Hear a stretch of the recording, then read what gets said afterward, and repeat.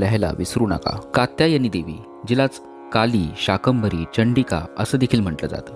भगवान श्रीकृष्णांना प्राप्त करण्यासाठी कलिंदीच्या यमुना किनारी गोपींनी कात्यायनी देवीचीच उपासना केली होती. त्यामुळंच अविवाहित मुलामुलींनी, विशेषतः मुलींनी, आपल्याला सुयोग्य वर मिळण्यासाठी, मनासारखा पती मिळण्यासाठी माँ कात्यायनीची मंत्रसाधना या दिवशी अवश्य करावी. ओम देवी कात्यायनीये नमः या मंत्राचं शक्य होईल तितकं पठण अवश्य करावं. 108 वेळा पठण केलं तर अतिउत्तम. कात्यायनी महामाये महायोगिन्यधीश्वरी नंद गोपसुताय देवी पतिममे कुरुमे या मंत्राचं अविवाहित मुलींनी मनोभावे पठण करावं. नक्कीच आपल्याला मनासारखा पती मिळेल.